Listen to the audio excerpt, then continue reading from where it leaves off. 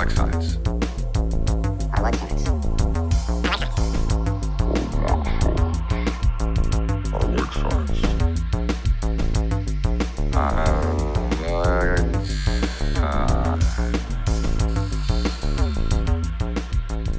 Space, Science. the final frontier. These are the voyages of the Starship Enterprise, Its 5 year etc., mission etc.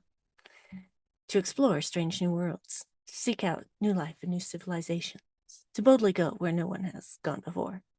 Me, me, me, me, me, me, me. Yep, we're finally to the original series, season 3, but hey, we're still at the original series. Yeah. Yeah, original series. Spectre of the Gun, kind of a weird title. Yeah, kind of a weird title, but it makes sense once you get into the episode proper. In Well, fact, there's kind of a double meaning to it. there is because, well, like in the last 5 or 6 minutes of the episode, it kind of makes sense at that point, the Well, title. even early on, well, we'll get into it when we get into, well, might as well talk about it now. It's not like we do things linearly all the time, but Nope. that it's the history of violence for the human race, the specter of the gun being like Mm, it haunting humanity of its violent past. And yep. so, in that respect, the specter of a gun, exploring Kirk's mind for a means of punishment, the pattern of death is to Yeah. be, I guess, that evolutionary trait of the things you inherit from your ancestors and the whole thing. What is that video games? Oh, Assassin's Creed, what that's all based about, or Mm, based on, that we inherit the experiences of who went before us. yeah. And it's like in our genetic coding, the things that our forefathers, foremothers have done. Hmm. The thing is about guns is that they were called the Great Equalizer, and that may seem like a positive thing, but it's actually not.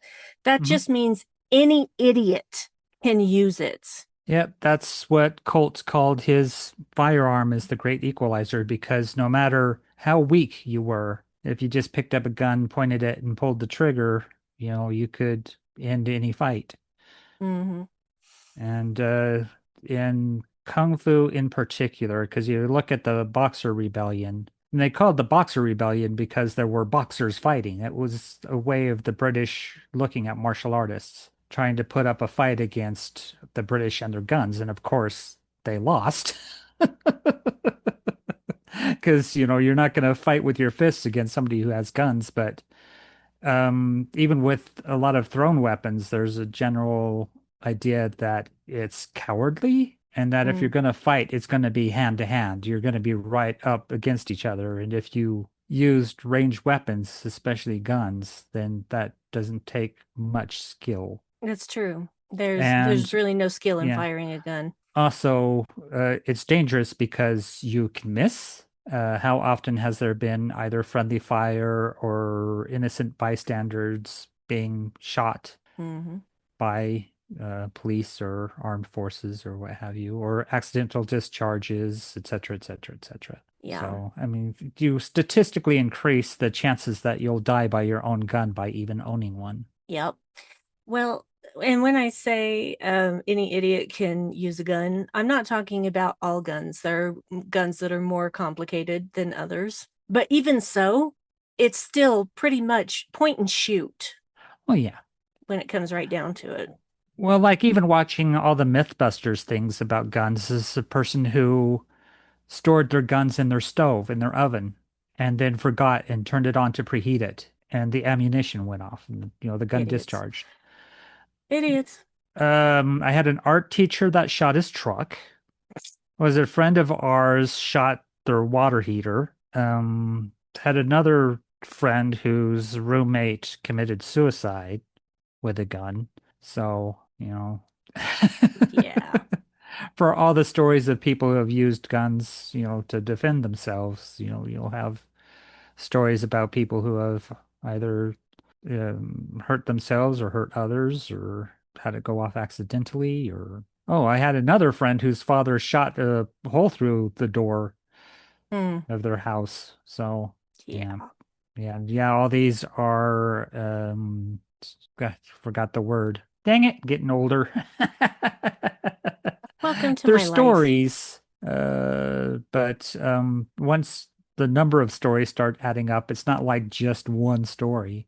Hmm. It's like these keep happening and happening, happening and happening. Yep. So here we go. Yep. Red alert. There's a mechanical device of unknown properties. They It's cannot figure it out. it's a Shake strobe weight. light shake weight is It's a what it strobe light shake is. weight. It's doing the red and blue kind of lights like it's, police pulling you over or something. Like got police lights going on, and it's big too, because you look at it at the Enterprise flying by it, and it's, approximately the size of the Enterprise, if not larger. And Yeah. for just being kind of a Bowie or buoy, it's a very large warning device. Yep. And it speaks. It speaks to them. It speaks telepathically because it Yeah. speaks in their native languages. Yeah. So Spock hears Vulcan. Uh the human crew, some hear like who are here Swahili. Yeah, Chekhov here's Chekhov hears Russian. Russian, Yeah. etc., etc., etc. And it's this race called the Melkotians, Yep. and which is funny when you say Melkotians because when it's the singular, it's Melkot. Yep. Well, it's the planet Melkot, and the people living there are Melkotians. Melkotians. Yeah. Yep. So yeah, it's they basically say stop. We don't want you here. Yep. Turn around. You are a disease. And they're like, no, no, we're not a disease. We're going to do this anyway. Let's go orbit the planet. Yeah, great idea. Well, they Seriously. debate it for a while. It's like, well, I'd rather go where I'm invited. Yeah, that's what But Spock says. but Kirk is like, well, orders is orders. Well, we got to go get these guys because they Yeah. need to be part of the Federation. Yeah, there's clearly say no visitors, no solicitors. They'll Yep. just go ahead and knock on the door anyway. Yep. Well, and that doesn't go well for them because all of a sudden they're in the middle of a Greek myth. Just fog everywhere. Oh, yeah. They're in San Francisco in what, July? San Francisco in July. I have been in San Francisco in July, and it is not exaggeration. Or the last two mornings here when we had freezing Yeah. fog? Oh no, that was the freezing fog we had was tame compared to July and August in San Ah, Francisco. right. It's serious. You cannot see anything for like the better part of the morning. Eventually, it does clear out, but it is creepy as fuck. London around the turn of the century. Yeah, where is that smog? That's true because it was Industrial Revolution stuff. Yep. So yeah, they find themselves in a Greek myth, and they're there's They're this greeted by sort a of, Pez dispenser with glowing red eyes. yes, it's a Pez dispenser with glowing red eyes. It looked to me like a creepy disembodied snake head and neck Yeah, it as looked like it was well. paper mache. It's like Definitely paper the mache. killer pinata. So the killer Piñata speaks, This is a and pinata of the Green Goblin, is what it looks like. okay, okay, so the Green Goblin Piñata, yeah. Uh, basically, that's when he says you're a disease, and there, The cure. It's Cobra, played by Sylvester Stallone. It's the toothpick hanging out of his mouth, driving around it like a Studebaker.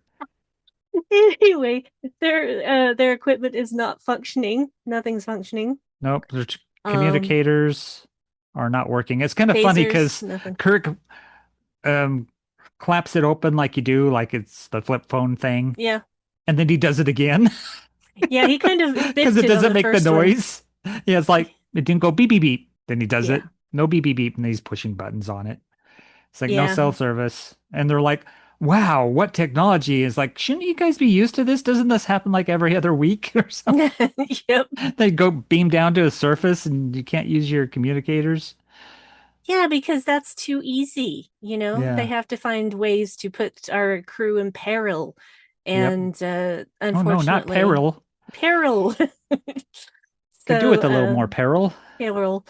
So yeah, guess what? It melts into the Old West, or it just turns into the Old West, and Oh yeah, because Kurt gets sentenced for his trespass.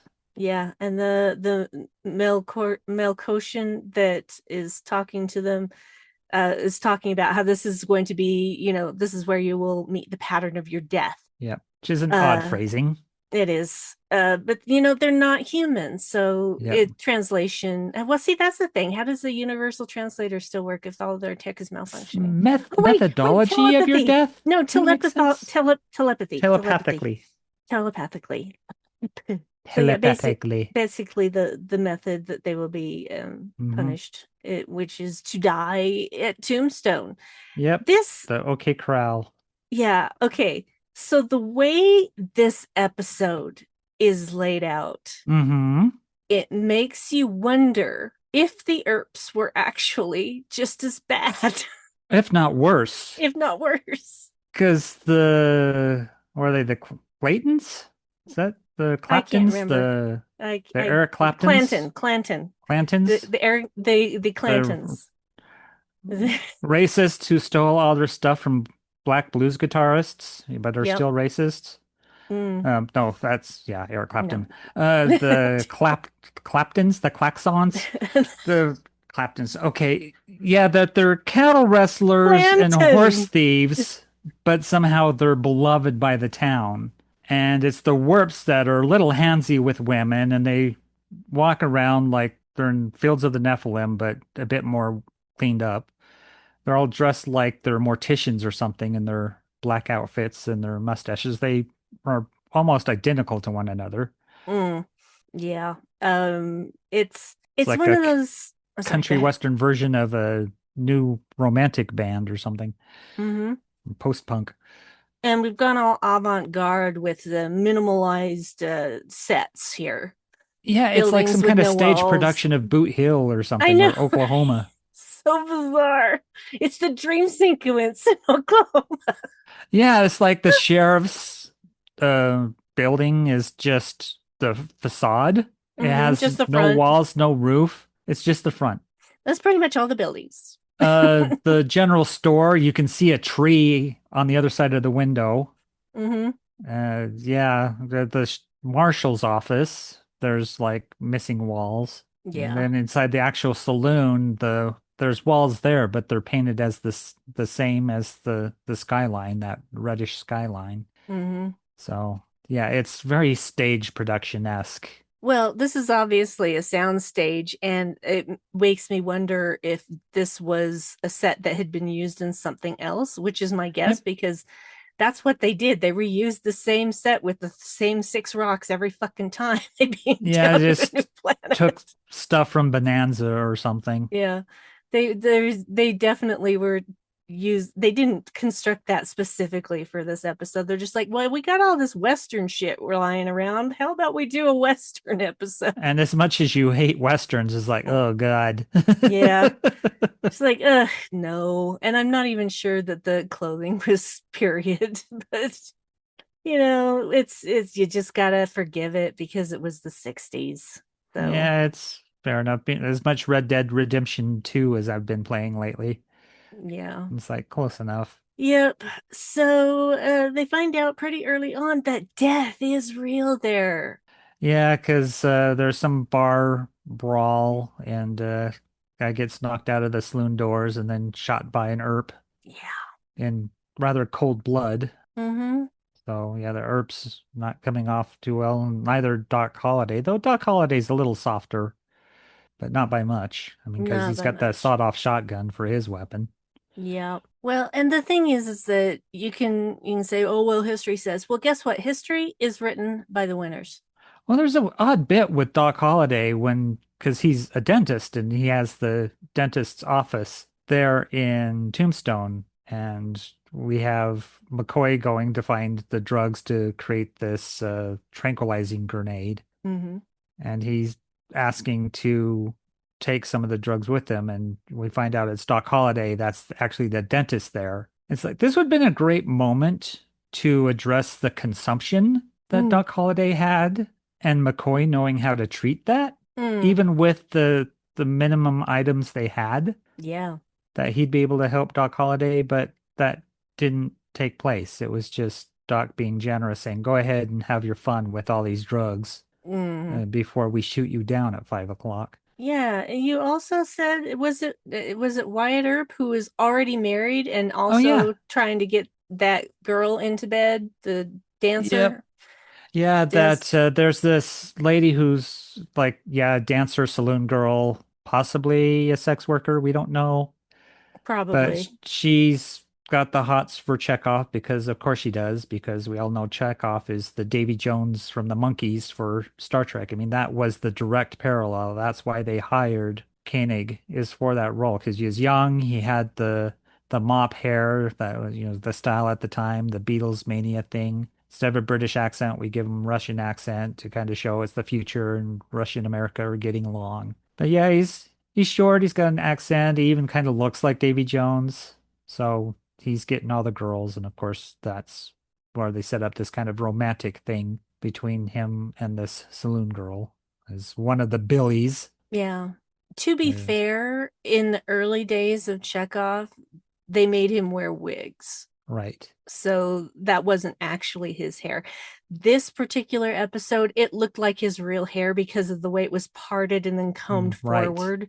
So it looked like that was his actual hair Yeah, this that by go then around. he managed to grow it out so he could Yeah. have his own hair. But yeah, and Wyatt's also got a thing for this girl, even though, as my understanding, the history goes, is that Wyatt was already married. His wife, I think, was sick and addicted to opium, and there's questions about how well he treated her, so it's likely he probably cheated on her anyway, so that could Mm, be a thing just the same, that he's going after this saloon girl, even though he's already married, but we don't get that from this episode. no, they weren't going to touch that, but it just does make you wonder. Yeah. Well, Maybe. like you said, it's interesting that we see the Earps as a gang on their own and that they're bad and that the town doesn't like them. The town likes this unruly gang of ne'er-do-wells who Yep. are kind of fun-loving and known to be joking and stuff. And it's like, I wonder how much history is in that, is how many people actually like these gang members, Yeah. This is why these it's a bad outlaws. idea to let the winners write history. Well, So, we know law enforcement. I mean, if anybody mhm. listens to a true crime podcast and how often the police got it wrong or the police are involved or the Mm, police screw up the investigation and or I mean, it's the Golden State Killer was a police officer, ugh. for crying out loud. Yeah. How did they not figure that one out? Yeah. And like that one arsonist was a member of the fire department and would That always show that's up to investigate the fires he started. Went that is off not duty. actually that's actually not that unusual. Yeah, that's yeah, there's an actual term for it, is the arsonist firefighter thing. Yep. There's, it's common enough because they like fire so much they want to be near it to be able to Yep. set it and attend to put it out. Yeah. Yeah, this episode is just full of a lot of esoteric arguments. Because like we're not really these people. We're trying and you're wasting your Mm. time trying to convince these non-beings that you are not who you look like. Oh, there's a heavy tone of the Twilight Zone over this, Yeah. Yeah, it's of very being much. transported back in time and you're not the person people think you are and trying to convince them otherwise and having this set time in which you're going to meet your maker pretty much Hmm. and the inevitability of death and how often you try to shift that or change the course of history, and Spock even saying you can't change history. But when Chekhov dies, when that his parallel, his avatar, Billy that one of the Billy Claiborne, I think he was. Claiborne, yes. Yeah, survived the OK Corral. And so the person that survived historically dies early because he's defending this saloon girl from Wyatt Earp and telling him to keep his hands off her. And he just shoots him in the gut. And for all intents and purposes, we believe, or at least story tells us that Chekhov dies. Yeah, right. Yeah, but Yeah, Spock that seems did. unconvinced.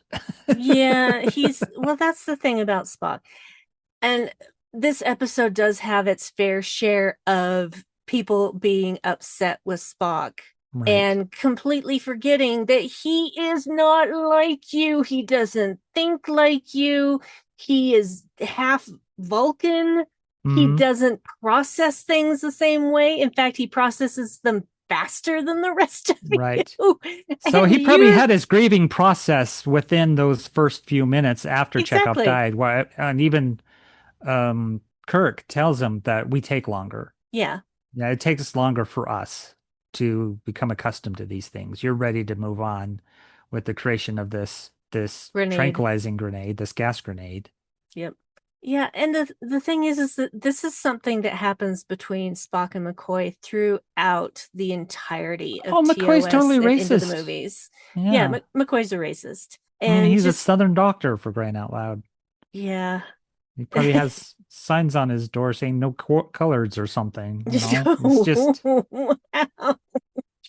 that's the impression you get. He's just kind of I mean, even that he's a little older, you know, you Mm, get that kind of vibe from him that he's kind of a down home good old boy. yeah, unfortunately. Some Um Sunset Town stuff. yeah, so we do get a drunk Scotty a bit. He's We getting do, drunk off which bourbon. is not uncommon. I know he asked for, didn't he ask for whiskey or something? Yeah, Or they Scott? No, didn't he asked have for it. scotch because, of course, he's Scottish. But they don't have any scotch. They got bourbon. That's Yeah. pretty much it. And it's like straight bourbon. Yeah. And the whole thing is that they have until 5 p.m. to get out of town. So that's the deadline that's ticking down while Spock's trying to make his grenade. And I just wrote down in capital letters, why are they using the doors when there are no walls? Yeah. It's weird how much they behave within the confines of the story and, you know, what they choose to do and to not do. Yeah. It's like, yeah, you grant them that they do look for a way out. They try to actually escape and find that they're surrounded by a force field. A sparky barrier. And they tried that twice, you know, once just leaving Tombstone and the second time trying to leave the OK Corral, but they're being boxed in. I mean, it's a killing jar, really. Mm-hmm. It's like they're there to die. Yeah. And then the times they attempt to convince people that they're not who they say they are is Just chewed up time. Just chewing up yeah, time. and just coming up against a wall there too is just about as effective as going against the force fields, trying to convince the bartender or the ERPs that they're not who they say they are. Or the sheriff. Though Chekhov doesn't try all that hard with the saloon girl. Oh, he doesn't try it all. Yeah. He does not try it all. Let's Until be she brings up honest. something like marriage, and he's like, I Oh, gotta tell you, I'm not who you think I am. It's like I know you're a horse thief. I know you're a cattle rustler, and there's probably other things too that she doesn't mention. That knowing what outlaws did at the time, I mean, she should probably be a little concerned about. But you know, we'll just leave that there, I guess. I guess so. And Spock, of course, is the one who figures it out that it's all about the power of belief. Yep, Because that if you believe that the guns are going to hurt you, they're going to hurt you. yeah, Chekhov believed, and so he got shot and supposedly died. He's Which totally is a not wrong. great bit because we get a Yeah. little four-way mind meld. Mm-hmm. So sexy times Well, with Spock touching everybody's face. it's actually technically three ways Well, because well, I included Spock in it. well, okay, yeah, So but Spock plus McCoy and Scotty and Kirk. So I don't know four. why everybody had to have their eyes so fucking wide during that scene. Well, there's several. I mean, there's Spock leaning in when I think he was doing it with either Scotty or McCoy. He leans into frame. So, because this is Yeah. the old aspect ratio, so they have to get Yes, I in know. close to talk to each other. I know And that's it's not like what I'm that. talking about though. Well, yeah. Well, a lot of them, you know, their eyes wide and then they're kind of turned to face camera, so we don't get just their profile. We get to see their eyes. And Yeah. like one of the They're ERPs had like a lazy eye, it seemed like. yeah, but it's just there's no reason for their eyes to be that wide during a No. mind meld. Yeah, they should be closed or Yeah. heavy lidded. It's not like It's like they're it's being not like they're stunned. painful. I think they were trying to suggest that they're being mesmerized somehow, and so they had this kind of wide-eyed, yes, kind of Look zombie into thing going my on, like classic eyes. zombie, yeah, in which their eyes were a little too wide. But Yeah. yes, rather poetic writing here when Spock describes to them how ephemeral these bullets are, that they're ghosts, they're phantoms, that they don't exist, that they cannot hurt you, they're shadows, they're that they'll pass through you like nothing because they are nothing. Yeah. And it And works. it does work. The power of belief or disbelief saves the day. Yeah, it's kind of neat how they squibbed this with them standing on the other side of the this fence, and then you had this wooden fence having holes blown through it from all the different guns, and Hmm. them standing in front of the fence while they're getting shot at That was a really nice with effect, guns with actually. blanks. Yeah, it was really well done. Yeah. And at the time of the OK Corral, I believe they had black powder still. Mm. And so anytime you fired a gun, there'd just be a puff of black smoke that just made it impossible to see anything. Yeah. And there are so many bullets fired. And the shooting, the gunfight at the OK Corral didn't take all that much time at all. But there was so much gunfire and so much black powder that it was just, I mean, as foggy as that other scene was, it was like that, just blackened, and you couldn't see a damn thing. And I think that might have been the time they were still using ball-shaped bullets, Mm. which didn't have any rifling, and so they had no trajectory. They'd go wherever. Yeah. You just hope to hit somebody. Yeah, it's definitely not accurate. So, yeah. But But yeah, they managed to survive the shootout. they do. And Kirk does some Kirk Fu fighting. Oh yeah, some of the worst fighting ever. Kirk's fighting is so bad.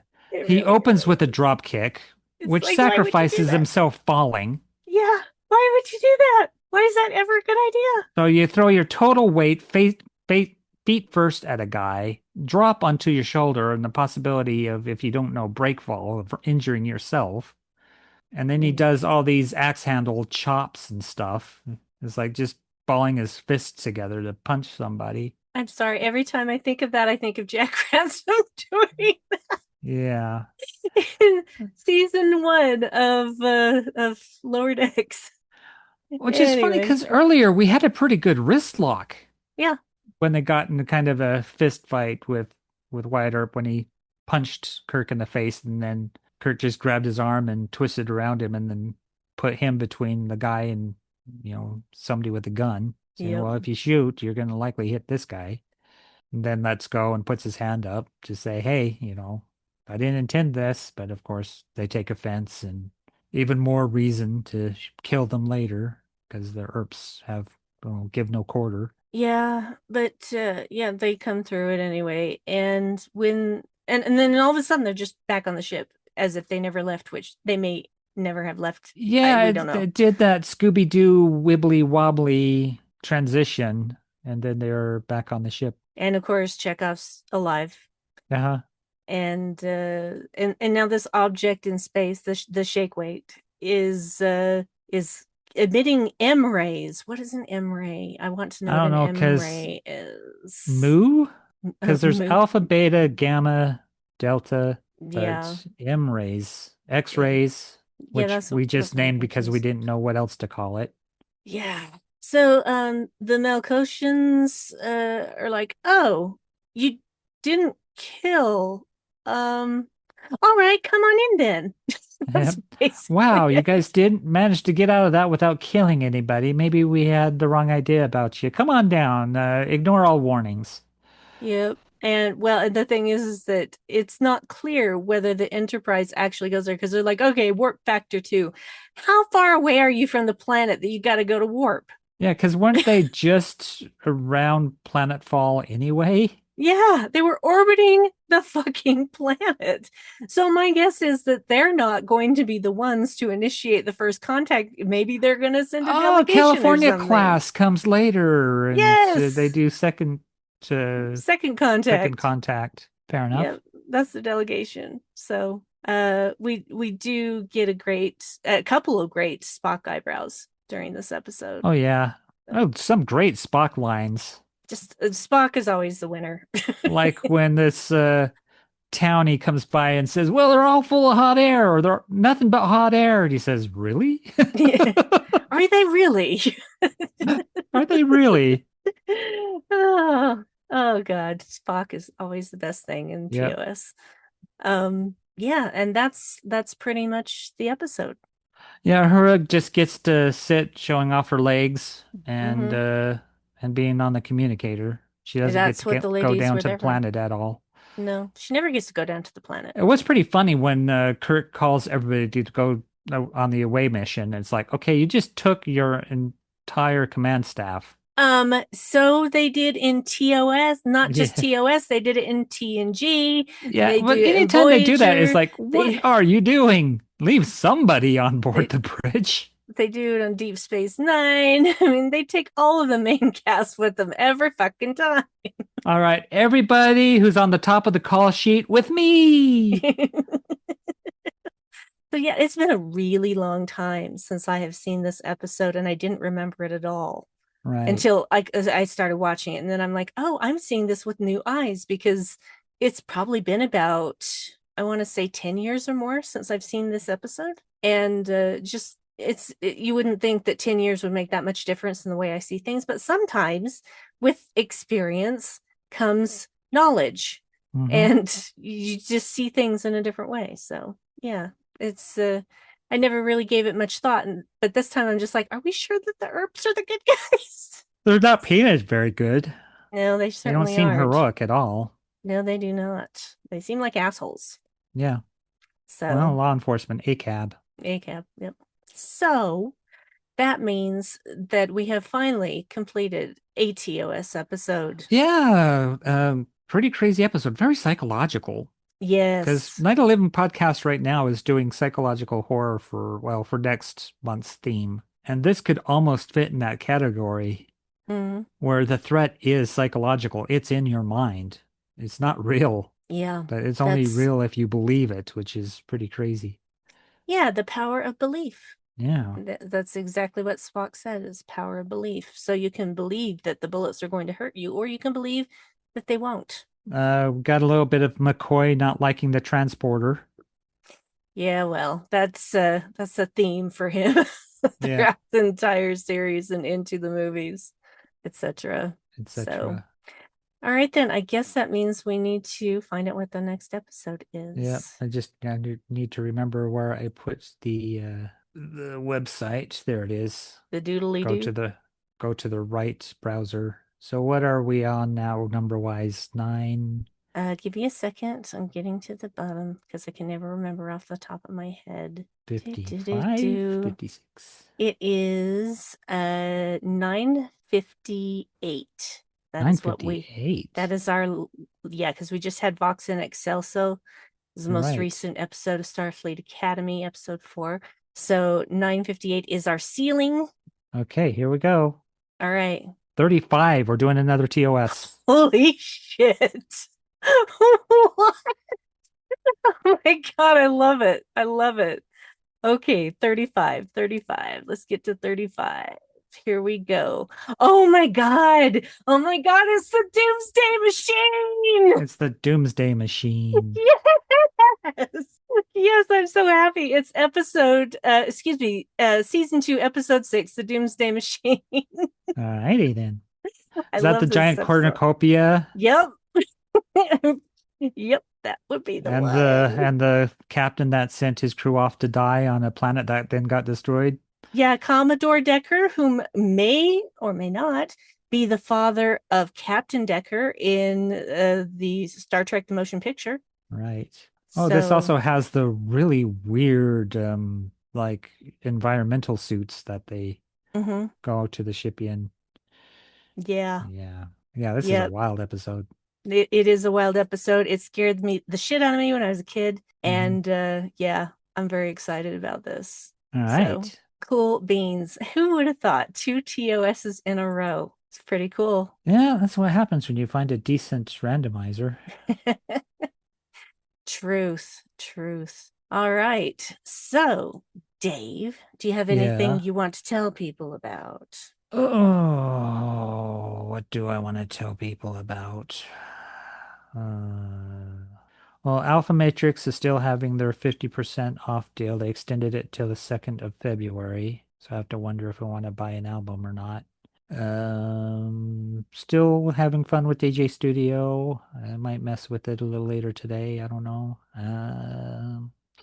What else? Yeah, I did go in and start removing older episodes from the Hear This list of episodes.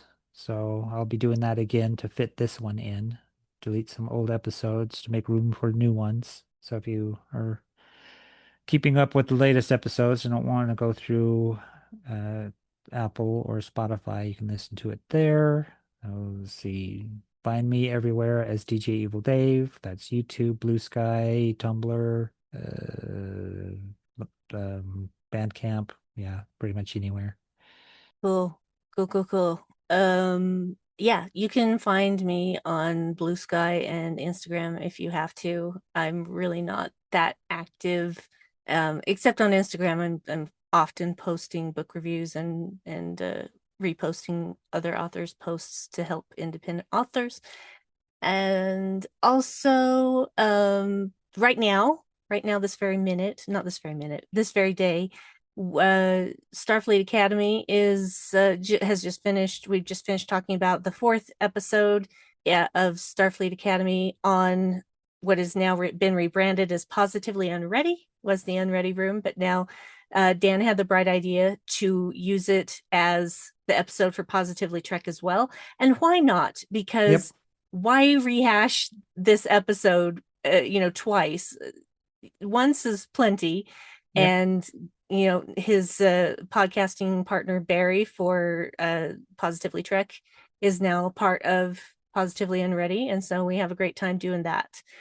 So I will just say, buckle in, have your tissue nearby for the next episode. And I don't think I have anything else to say except for fight fascism, live long and prosper, and sarcastic Vulcan salute. Yeah, all those things. Yeah, we'll catch you with another TOS episode next week. Doomsday Machine. Doomsday Machine. Okay. Bye. Bye.